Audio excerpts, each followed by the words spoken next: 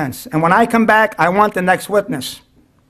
Judge goes to recess, comes back, no witness, court adjourned. We'll reconvene at 10 o'clock tomorrow. You better have a witness. I talk with Andy or other attorneys. I say, Andy, I understand Mr. Ron's report, but he won't even accept his testimony. That's our expert witness. Will this be basis for an appeal? Andy laughs. He says, Albert, don't you realize what happened in there? I said, I thought he did. He says, not only did the judge throw him out of the courtroom, he threw him out of the country. That man will never testify in a Canadian court again. You also need to realize the judge really didn't have another witness. Did you see how mad he was? When he went downstairs, he probably went into the break room. And he talked with the other judges and told them what he did. And they told him, good job. And I'm going to tell you something. Tomorrow, that law firm will be the laughingstock of Canada. He says, oh, yes, they will appeal. And they'll appeal. This will be part of the appeal. But it's not going to go anywhere. The trial continues and concludes. Meanwhile, by the time we tried this case, awards are getting larger. Pepsi-Cola executive goes down in an avalanche. The award is $3.5 million. Our award is larger. In fact, by 1993, and I haven't looked since 1993, the largest ever given in Canada. They appeal. The appeal goes nowhere. Finally, the trial is over. We won. What did we win? Certainly money, and I'm not going to say that's not important. But more importantly, a Canadian judge who never knew George Cogar took everybody's testimony, looked, and said, this is the most outstanding man that's ever appeared or had to appear for this reason in a Canadian courtroom, and I'm going to compensate him in a manner that recognizes that. That was more important to Ann, his wife, and the rest of the family, and to those of us who loved him. Now I'm going to give you something to think about. George Cogar was in the forefront of the four most important developments in the computer industry in the past 40 years. One, the data recorder, the key to tape, the printing press for computers. Two, the desktop computers, now known as a PC. Three, the semiconductor industry, solid-state computers. And lastly, the operating system that he was working on before he made the trip. Also, what would have happened had George met with Noyce of Intel in 1968? Remember, in 1968, the Mohawk Valley had a very strong computer knowledgeable workforce, UNIVAC, MDS, and Cogar. Would we have added Intel if George was on the board? Would we have an Intel facility here and become the Silicon Valley of the East?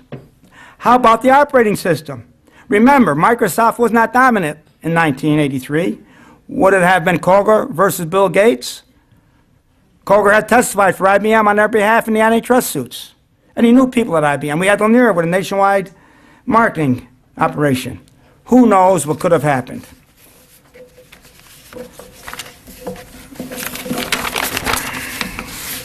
Now, if you allow me briefly, and I will be brief, I've had you here long enough, I'll tell you a bit about Trenton Technology. I told you earlier about Trenton Technology as a refurbishment and contract manufacturing company. We no longer refurbish, we still do contract manufacturing. But in 1987, we started operations in Atlanta with 3 people to develop a single board computer business. Where are we today? We have 140 employees, 115 working here in our Utica facility, and marketing and engineering, or part of engineering anyway, is in Atlanta, where they have 25 employees. Actually, it's Gainesville. It was Atlanta, but we're now in Gainesville, which is close enough to Atlanta. We have 300, give or take, customers at any given time. The more recognizable names would be IBM, Intel, Lockheed, and if you're driving on the Florida Turnpike and have what we call an easy pass up here, it's our boards that drive those computers. Our business is broken up into 2 segments: our proprietary product, single board computers, 70%, contract manufacturing, about 30%. We are a member of the Intel Applied Computing Platform, one of 9 companies in the world. What that means is we design, pursuant to the Intel chipset protocols, just as George said we would. They direct, we take the direction. How are we doing? Eliminate the year 2000 as a comparative year, we're doing just fine. We did not overexpand to meet the bubble demand, as many companies in telecommunications did. We run our business on some very, very simplistic principles. Supply a quality product at a fair price. Be responsive to your customer needs. Most importantly, people are your most important assets. On a financial basis, we have very, very sound accounting principles. You don't even know what I'm going to say. Dan knows what I'm going to say. Now listen to this very carefully. This is probably the most important statement I can make tonight. Cash minus liabilities equal net worth. Did I get that right, CPAs? Close enough? He says close enough. Well, let me tell you something. Yes, you heard me right. Despite GAAP, General Accepted Accounting Principles, which, by the way, AOL Time Warner uses and wrote off $99 billion, we didn't use GAAP. We at Trenton Technology use MAP, Mazloom Accepted Accounting Principles.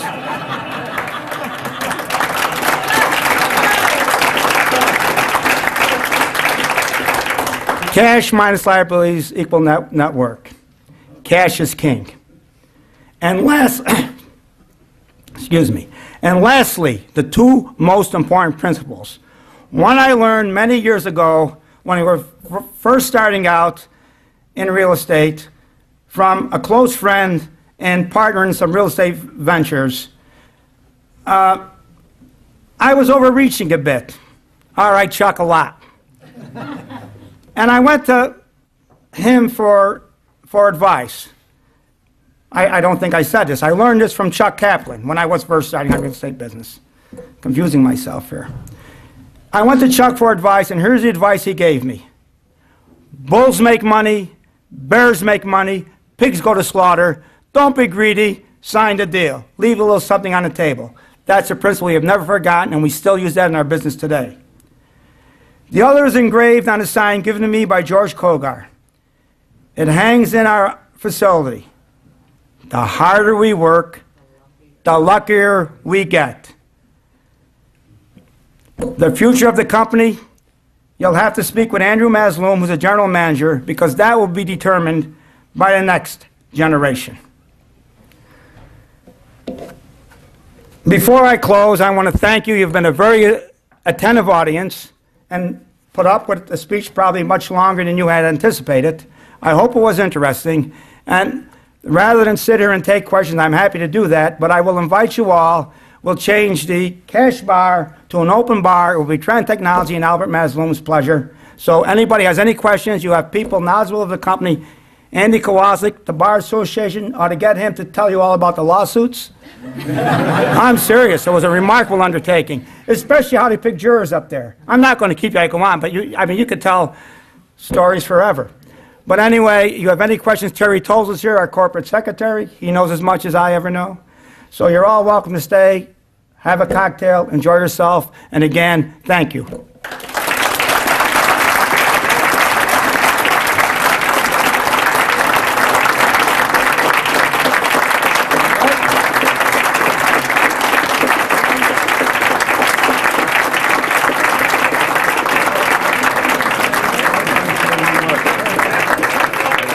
You've been so attentive. I'm going to do this again in 35 years. We'll be here.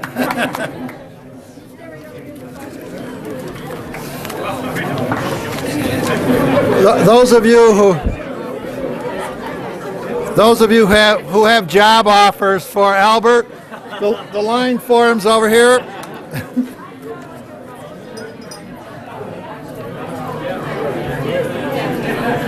See, did I tell you? Quiet, unassuming, hangs out in the background.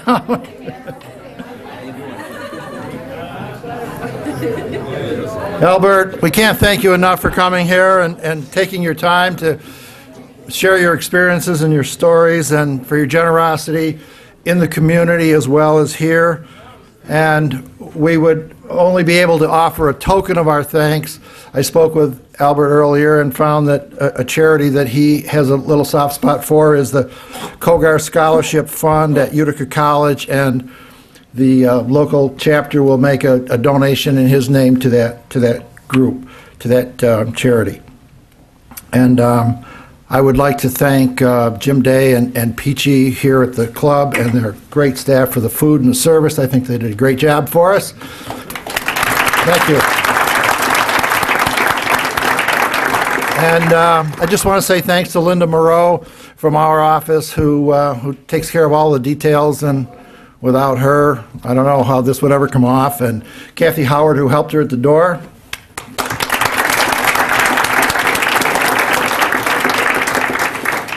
Thanks to all of you. You're the most important ingredient in this. I think it worked well, and I enjoyed watching you all talk to each other out there, and that's what it's all about. And again, to Albert Mazloom, and we'll see you next year. The bar is open. Thanks again.